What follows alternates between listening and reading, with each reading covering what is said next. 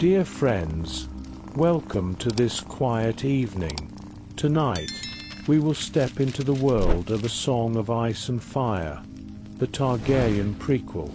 In this land of fire and blood, the fate of the Targaryen family is intricately tied to the power of dragons. The story tonight will take you to Dragonstone, where you can feel the heavy atmosphere that spreads across every inch of land. Before you close your eyes and listen in peace, I want to ask you, if you were in that world and had your own dragon, how would you choose to fight alongside it? Would it be the powerful and intimidating Vhagar, the Black Dragon, or Caraxes, the swift and fiery war dragon? Or perhaps, would you choose the dragon that connects with your heart, even one that might become a future destroyer?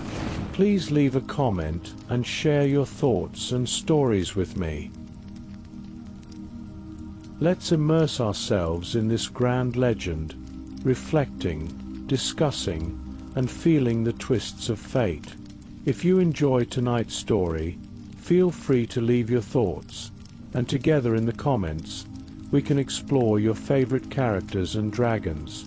Perhaps next time, we'll bring more stories that you love.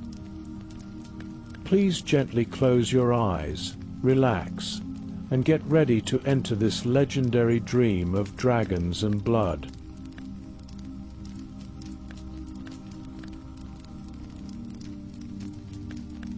The TV series A Song of Ice and Fire, the Targaryen prequel, tells the story of the brutal civil war in Westeros, as the Targaryen family battles for the Iron Throne.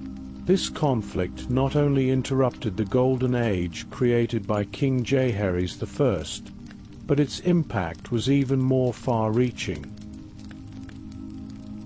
In just 2 years, 20 dragons of the Targaryen family were nearly wiped out, leaving only 4, and these 4 dragons did not last long either, eventually becoming extinct.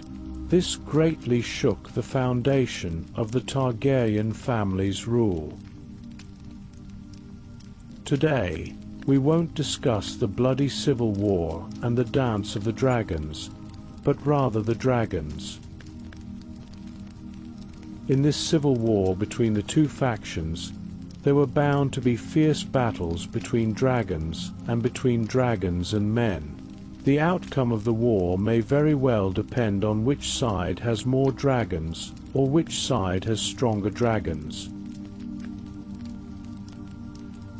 In this large-scale war involving the 7 kingdoms, which dragon was the most powerful, and did the side with the most powerful dragon ultimately win the war? Amidst the brilliance and bloodshed of the Blood Dragon Empire, 2 opposing forces lurked like undercurrents beneath every inch of the kingdom. Daemon and Aemond, the Blacks and the Greens. Their opposition was not just a political dispute, but a clash of family honor, personal ambition, and even fate. This struggle determined the future of the Empire, and perhaps the very survival of the Blood Dragon Empire itself. From the moment Daemon was born, his fate was sealed for greatness. He was the prince of the Blood Dragon Empire, one of its future heirs. From a young age, he navigated the abyss of power, surrounded by scheming advisors, generals, and court intrigue. However, Daemon's blood did not merely carry the royal lineage, but also the fierce fire of dragons and the iron blood of the Empire's traditions. His father, a cold-hearted king, pushed Daemon onto the stage of power early on. But Daemon was never content with being just an heir. He yearned for the true power to control his fate. Daemon's personality mirrored that of his dragon, Caraxes. Fierce, direct, and full of the spirit of battle, Every decision he made was like a charge on the battlefield. Demon did not rely solely on his royal bloodline and inheritance. He relied more on his own strength, forged in blood and fire. He was the core of the Blacks, radical, resolute, and following the law of the strong. In his mind, the Empire's future could only be secured through a series of bloody wars, and he himself was the architect of these changes. Demon's determination went beyond war. Behind him lay a terrifying ambition. He sought to reshape the Empire, break free from traditional constraints, and challenge the conservative forces within the dynasty. Every conversation with his family, especially with his father, was a covert battle. He knew he was not valued by his father, but that would not make him back down. Demon's opposition to Emond was far beyond mere party conflict.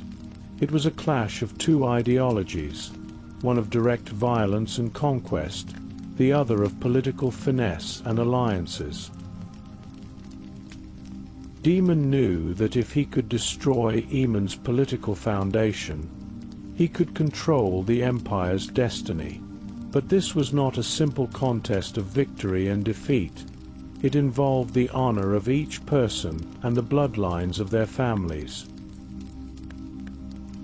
In contrast to Demon's intensity, Emond was a much calmer and more calculating adversary.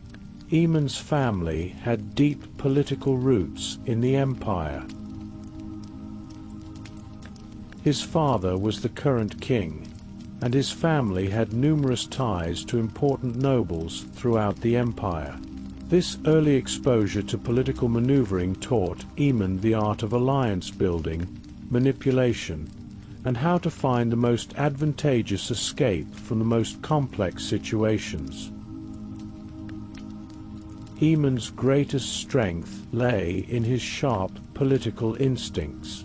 Unlike Demon, he did not rely on swords and horses. He excelled at using carefully thought-out strategies to manipulate people's hearts and control the shifting tides of power. Every small decision was backed by an unfathomable depth of political maneuvering.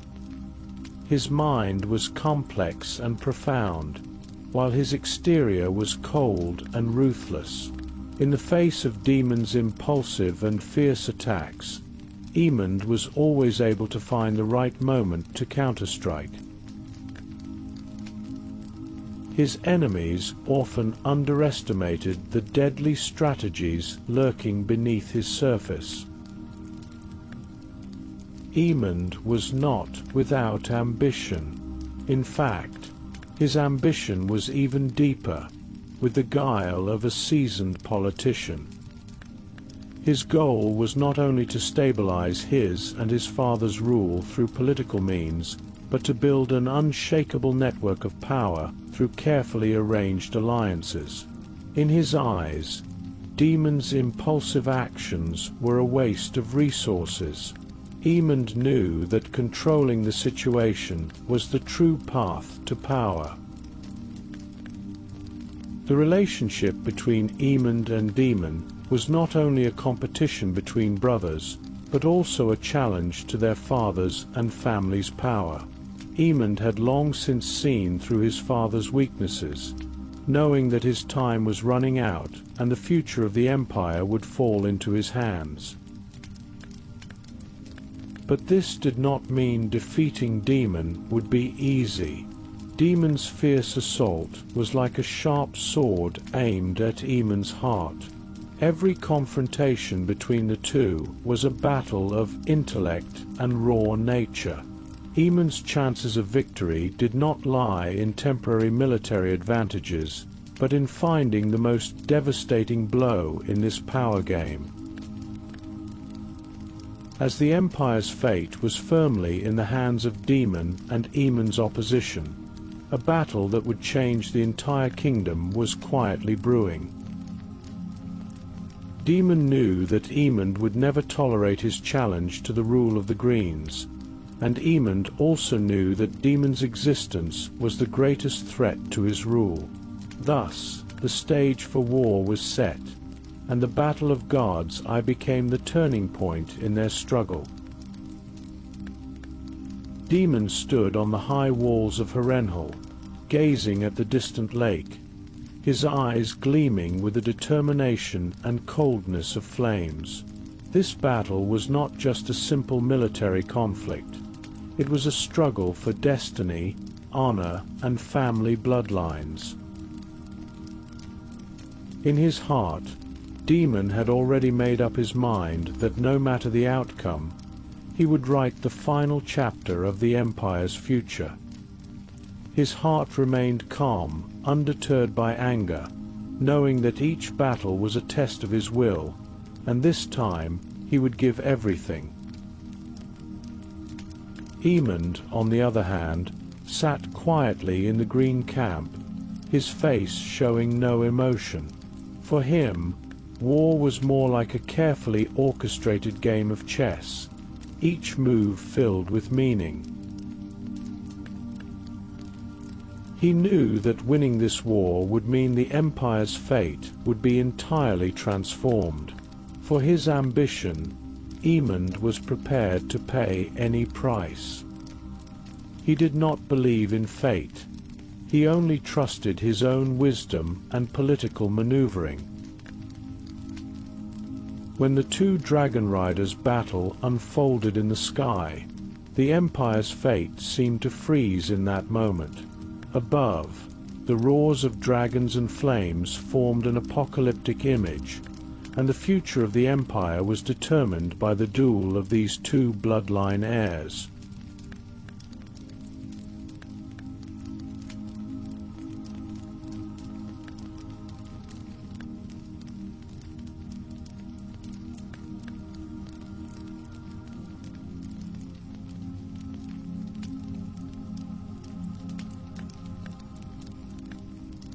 In that bloody era, the dragons of House Targaryen were not just symbols, but also the source of their power.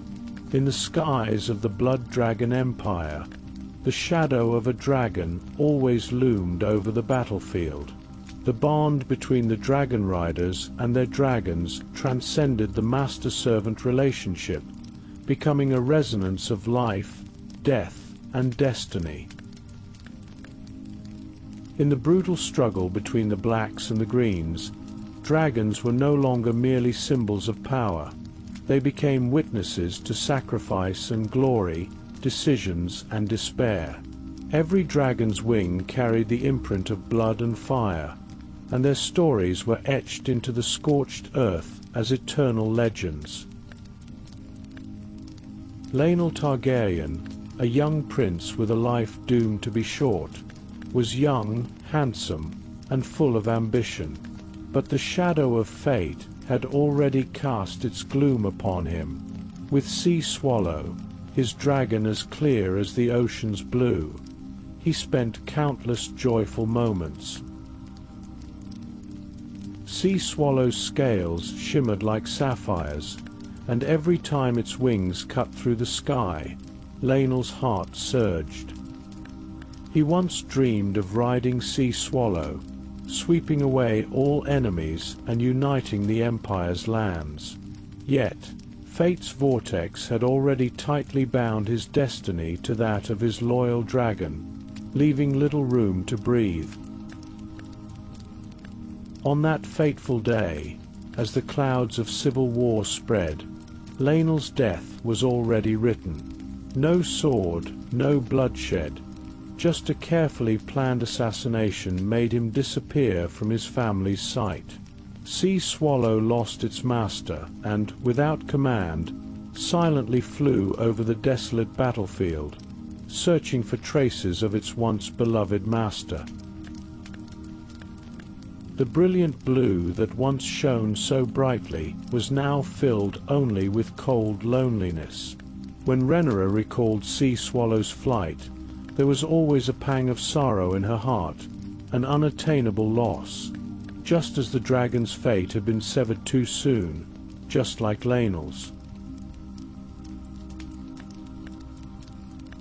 Vagel, the ancient and mighty dragon, was one of the 3 dragons that founded House Targaryen. Its scales were as dark as thick clouds, carrying an overwhelming heaviness, and each of its flights resembled the thunderous roar of the heavens. The dragon rider who had forged a deep bond with Vagel was Laena, a naturally gifted dragon rider. When he rode Vagel, it was as if he bridged the gap between heaven and earth, with all the power converging upon them. Laena was fearless, decisive, and became a central figure in the Black faction, while Vagel also became a symbol of the Blacks. However, Laena's death marked the end of this bond. Some say he died during childbirth, while others claimed he was assassinated by an assassin from the Green faction. No matter the truth, Vagel lost its master. The massive dragon circled the skies, seemingly searching for its lost target, but never finding the familiar face it once knew. Ultimately, Vagel was tamed by Aemond, joining the Green faction as a new symbol of power. Yet, each time it spread its wings, it seemed to carry a painful memory, longing for the master it had once belonged to. The bond between Rhaenyra and Syrax was one of the deepest connections between dragon riders and their dragons. Syrax, a golden-red giant dragon, had a slender form, with flame-like scales gleaming under the sunlight. The unspoken understanding between Rhaenyra and Syrax was almost indescribable. When Rhaenyra was young, riding Syrax felt as if she controlled the entire world. Every flight was a journey to defy fate. She saw Syrax as her own embodiment, brave, passionate, and determined. After the Civil War broke out, Syrax became Rhaenyra's staunch ally, and countless enemies perished at its claws. The battlefield seemed to burn with her will. Under her guidance, Syrax broke through enemy lines time and again, becoming the sharpest sword in her hand. Yet, even amidst her many victories, Rhaenyra understood that the fate of the dragons, like her own, was inescapably tied to the cruelty and tragedy of war. Syrax had nearly perished several times, but always survived, standing as Rhaenyra's final guardian until the end of the Civil War. In the war-torn land, the story of Rhaenyra and Syrax became an immortal legend. The fate of the dragons was intertwined with hers, forever inseparable. Jacaerys, Lucerys, and Joffrey, Rhaenyra's 3 sons, each had a dragon that reflected their personalities. These dragons were intimately connected to their growth and became the marks of their identities. Jacaerys Valerion's dragon was Vermax, a silver-grey giant dragon, mighty and powerful, with the strength of thunder. Vermax was Jacaerys' most loyal companion, but its ferocity made the calm dragon rider face inner turmoil. In every moment of decision, Jacaerys balanced reason and emotion, while Vermax responded with its unparalleled strength and rage to the call of battle. Lucerys' dragon was Eryx, a small but extremely agile dragon. Eryx's speed rivaled lightning, and when it flew through the sky, it resembled a shooting star, nearly impossible for enemies to capture. Lucerys' bond with Eryx was deeper than that with his brothers. He often conversed with Eryx in his heart, seeking inner balance and strength. In the most dangerous moments, Eryx used its swift form to pave the way for Lucery's survival. Joffrey's dragon was Tyrex, a golden giant dragon, incredibly mighty. Tyrex's roar shattered the air, and every strike carried devastating force. Joffrey grew up alongside Tyrex, and the two shared a deep connection. Joffrey often relied on Tyrex's strength to make a name for himself in political struggles, but Tyrex's volatility also placed Joffrey under great pressure.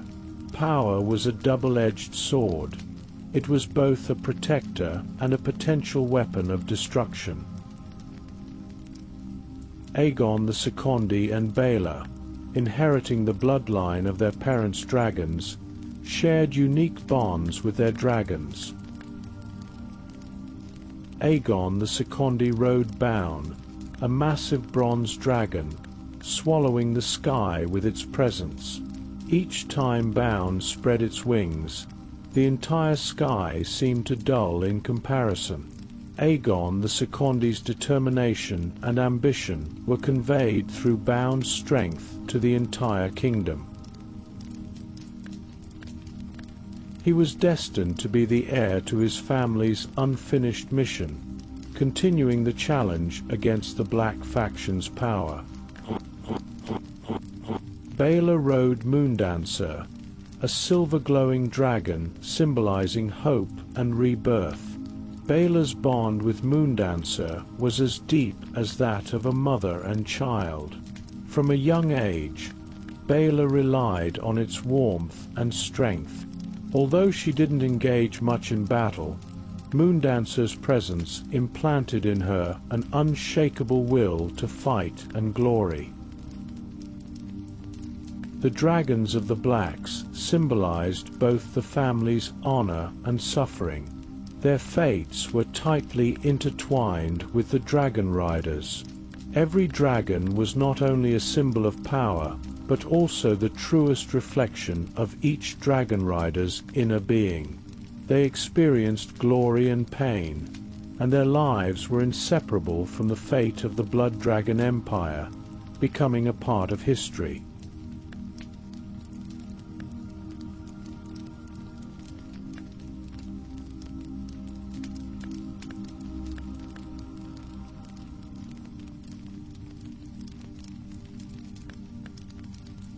In the civil war that tore the kingdom apart, the wings of dragons tore through the sky, bringing death and destruction. The dragons of the Green faction, though fewer in number compared to those of the Black faction, were still mighty and ferocious. The fate of these dragons, too, was intertwined with the flames of battle and the struggle for power, as blood and fire wove a tragic tapestry. Aegon II had formed a deep bond with a strange and powerful dragon, Sheep-Eye, from a young age. Sheep-Eye's scales were like black flames, emanating an indescribable aura of intimidation. Its eyes were deep purple, like bottomless abysses, so profound that they could not be looked into directly. Whenever it spread its enormous wings, the air would thicken with a sense of oppression, causing anyone who witnessed it to hold their breath involuntarily. The relationship between Aegon II and Sheep-Eye was complex and profound, more than just the simple bond of knight and mount. It was a kind of unspoken spiritual resonance. On the battlefield, they were unstoppable. Every time Sheep-Eye took flight, it was a prelude to disaster, with flames consuming everything in its path. In clashes with the enemy, Aegon II often felt as though he and Sheep-Eye had merged into one, hearing the dragon's whispers and feeling its silent commands. However, Aegon II's heart was not always so steadfast.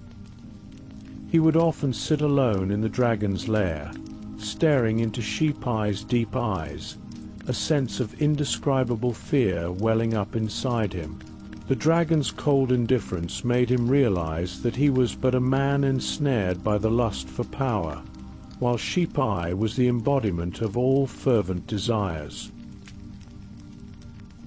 Every time he mounted Sheep-Eye, he felt an overwhelming burden, as if the connection to the throne was a monster that relentlessly devoured his soul. Helaena Targaryen, Rhaenyra's half-sister, rode a relatively smaller yet extremely fierce dragon, Manticore. Manticore's scales were a deep green, shining with an eerie, hidden danger like the jungle. Its body was not huge, but its swift attacks and sharp gaze made it a terrifying opponent. For Helaena, Manticore was not just a dragon. It was a companion that filled the loneliness and emptiness of her childhood.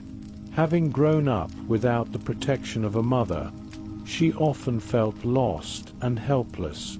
Whenever she mounted Manticore and soared through the sky, her troubles seemed to vanish with the wind. However, this dependency brought her pain. She was no longer the carefree young girl. She was forced to become a warrior, riding this beast into an irreversible war. Although Manticore's fighting abilities were undeniable, Helaena often questioned the meaning of the war in her silent moments. She witnessed the ambition and brutality of her father and brothers, her heart filled with deep conflict. Her bond with Manticore seemed like a silent rebellion. She knew that her fate was closely tied to that of the dragon, but she was uncertain how to face the darkness ahead. Aemon Targaryen's dragon, Vhagar, was once a part of the Black faction, but it had now become a symbol of the Greens. Vhagar's scales were like the deepest part of the night sky, covered in a mysterious black sheen. Its enormous body and terrifying aura were impossible to ignore. Aemon's relationship with Vhagar was different from Aegon II's deep connection with Sheep-Eye. Aemon did not have a spiritual resonance with Vhagar. Instead, he controlled the dragon through brute force and dominance. Unlike other knights, he never sought true communication with Vhagar, but viewed it as a tool, a weapon for battle. In their partnership, there was no warmth or understanding, only a fervor for war and a thirst for power. Every time Aemon rode Vhagar, he felt an inexplicable loneliness. Vhagar did not offer him true loyalty. It simply followed commands. Aemon saw himself and the dragon as the only true partners, with nothing but cold power between them. Yet, this harsh power did not bring him comfort. Instead, it stirred a more intense craving deep inside him, the desire for the throne, the desire for endless power. Often, in the dead of night, he would whisper to himself that only the strong could rule everything, and he was destined to be the ruler of the land. Jaehaerys, Aegon II's eldest son, rode the golden dragon, Syrinx. Its wings were vast, and when it flew, it was like a lightning bolt splitting the sky. Syrinx was not only a powerful dragon, but also a symbol of Jaehaerys' inner strength. Born intelligent and decisive, he displayed exceptional leadership abilities from a young age. The cooperation between Syrinx and Jaehaerys was one of strategy and careful thought. Every time they fought side by side, Jaehaerys was able to quickly grasp the battlefield situation through Syrinx's swift flights and precise strikes. Unlike his father Aegon II, Jaehaerys did not blindly desire the throne but felt a deep sense of responsibility. He understood that only by leading the Greens to victory could he secure the family's future. Yet, it was this very burden of responsibility that often made him feel suffocated and uneasy. Every time he rode Syrinx, he would wonder, would this dragon help him fulfill his family's mission, or would it push him toward an unavoidable fate? Aegon II's eldest daughter, Jaehaerys, rode a gentle and intelligent dragon named Moondancer. Moondancer's scales were a soft purple, like the gentlest light in the night sky. Unlike other dragons, Moondancer's temperament was calm and steady, flying lightly and gracefully. Jaehaerys' relationship with Moondancer was one of rationality and calm. She was not like her father, driven by a lust for power, nor like her brothers, drawn into the whirlpool of war. She was more of an observer, someone who understood the control of her family's destiny. Every flight with Moondancer was a moment for her to reflect on the future and weigh the fate of the family and the nation. In the storm of war, Jaehaerys understood that the peace she shared with Moondancer might be the Greens' most valuable strength. On the other side of the war were the untamed wild dragons. These dragons were not only symbols of threat, but also made every moment on the battlefield filled with unpredictable fear.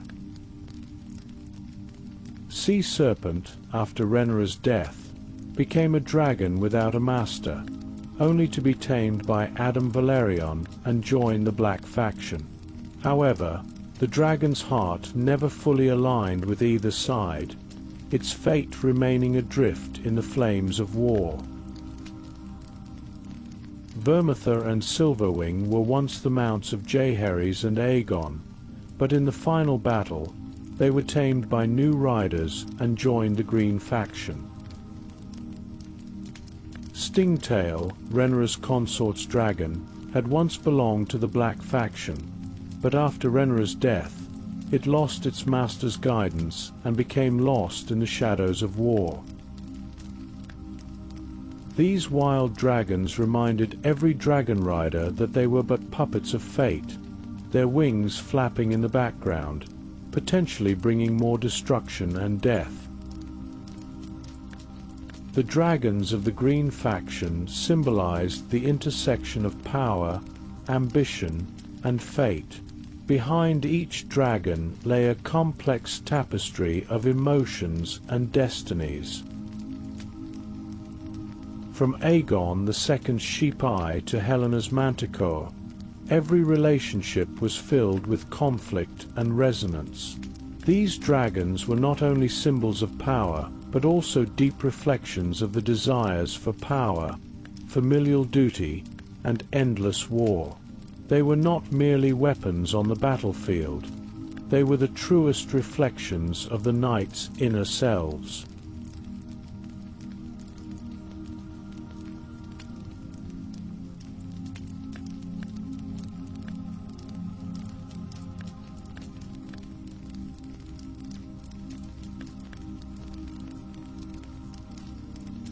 In the grand epic of A Song of Ice and Fire, dragons are not only symbols of power and destruction, but also embodiments of authority.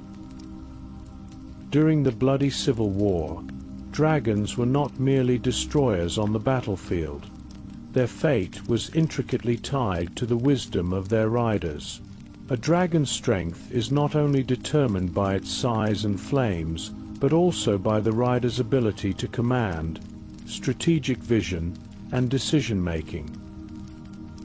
As time passed, dragons grew in size, experience, and battle wisdom, becoming an indispensable and decisive force in the war sweeping across Westeros. A dragon's strength increased with age, and larger dragons often had an overwhelming advantage.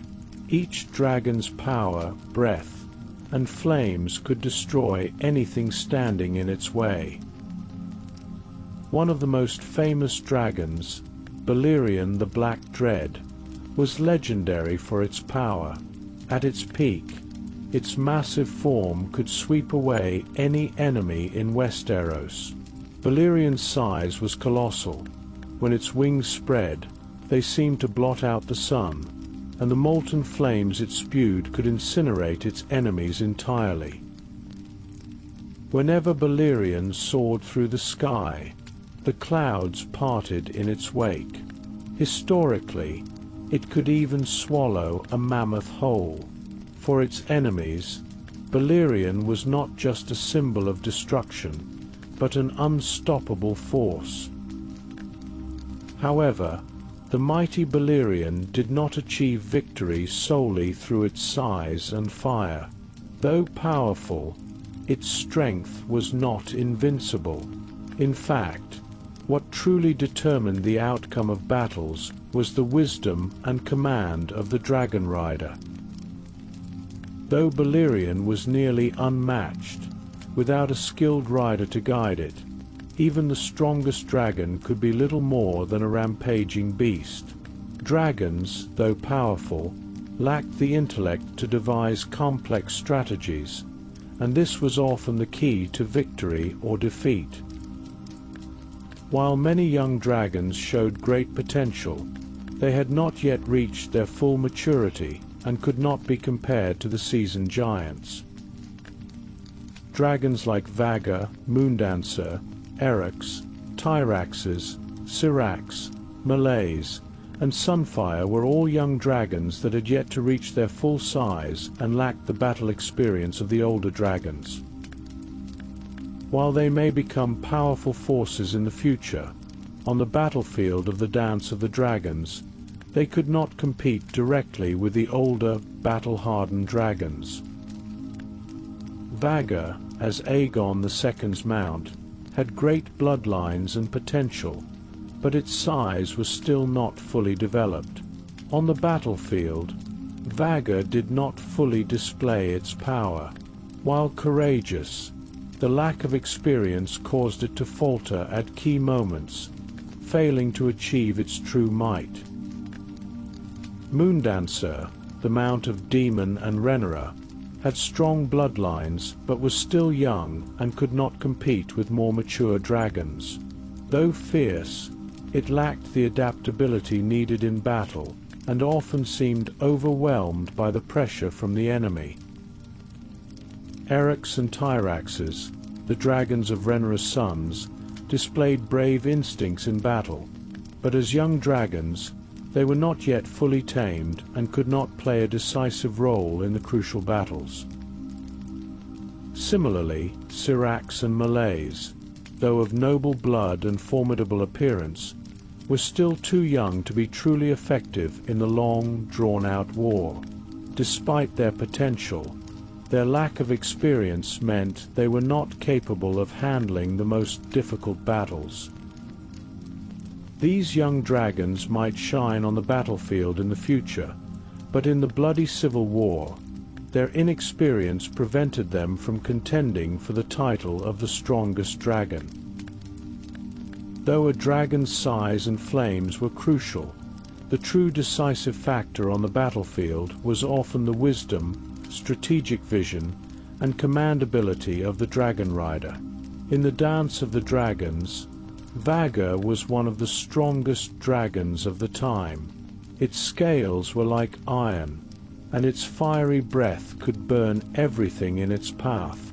However, Vhagar did not win victories through raw power alone. Aegon II's impulsiveness and foolishness meant that Vhagar's potential was not fully realized.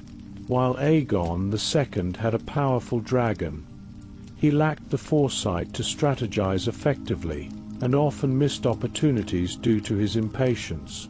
Vaga's fiery breath could scorch like a tidal wave, but under Aegon II's command, this heat failed to find its mark, leading to several strategic failures. In stark contrast was the relationship between Aegon I and Sunfire. Sunfire was an older, more formidable dragon, but its true power came not just from its size and fire. Aegon I possessed exceptional strategic foresight and knew how to capitalize on Sunfire's strengths. Whenever Aegon I mounted Sunfire, he was able to skillfully utilize its speed and power to strike enemies with precision. Sunfire was powerful, but only under Aegon I's command did it unleash its full might. Each flight was not just a display of raw power, but a reflection of carefully considered strategy. Ultimately, though Balerion was the most powerful dragon in history, during the Dance of the Dragons, Vaga and Caraxes were undoubtedly the most formidable on the battlefield. Vaga's strength lay in its immense size and destructive fire, while Caraxes made up for Vaga's lack of agility with its speed and fierce attack. Daemon's natural talent as a knight made Caraxes a dominant force in battle. Though Caraxes was not as large as Balerion, its speed and agility made it a formidable threat on the battlefield. Vaga and Caraxes were not just fighting machines. Their strength also came from the command and wisdom of their riders. Behind them was not only their family's bloodline, but also a firm belief in victory. It was this wisdom and courage that cemented their place as masters of the Civil War. In this deadly struggle, dragons were not only the strongest warriors on the battlefield, but also extensions of their riders' wisdom. While size and fire were important, what truly decided the outcome was often the commander's intellect and decisions. Vaga and Caraxes were undoubtedly the strongest dragons. They were not only large and fiery, but also possessed exceptional command and strategic insight. Under the turbulent skies, only those who were in tune with their dragons and possessed extraordinary wisdom could lead them through the storm to ultimately win the brutal war.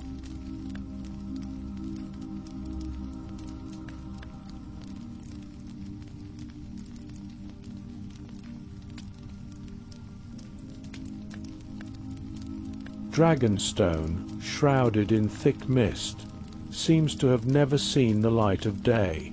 This isolated island hangs precariously above the Black Sea, its rugged, desolate rocks stretching endlessly. The wind on the island is always infused with a cold, salty tang, blowing through the weathered city walls and across the ancient cobblestone streets, as if every speck of dust whispers the tales of dragons.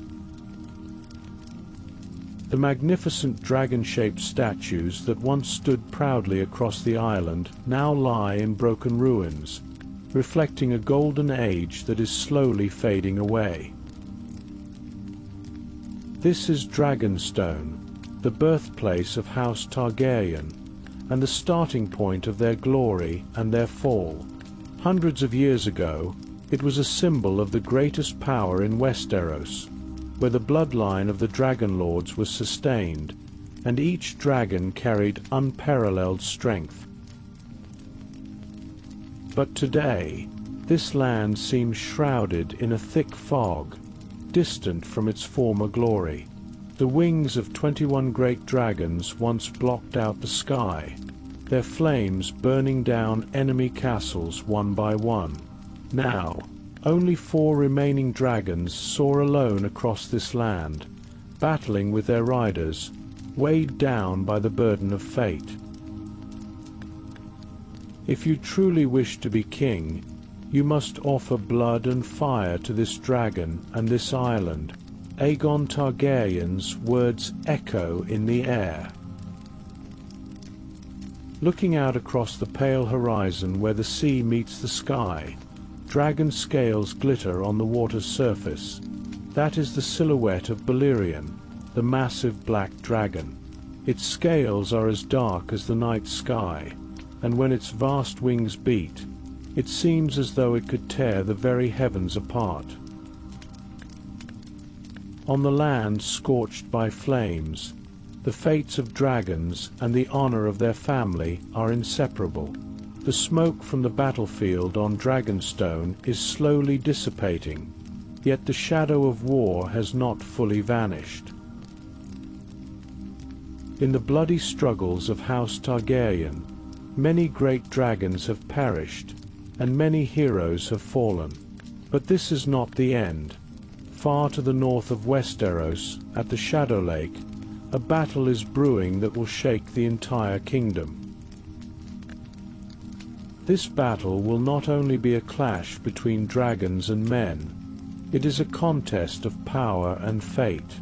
That mysterious lake has witnessed the rise and fall of countless heroes, and within its depths lies a secret that no one knows. When the northern winds howl and the flames of war rise again, Shadow Lake will become a new battleground of blood and fire. Next, the story will take us to the Battle of Shadow Lake. Behind this battle, there will not only be the sound of war horns, but also more mysteries yet to be uncovered. Who will be the final victor? The hero riding the black dragon, or the nameless heroes who history has forgotten? And what earth-shattering secret does the shadow in the lake conceal? Let us journey into the next chapter of the story and uncover more thrilling revelations at Shadow Lake.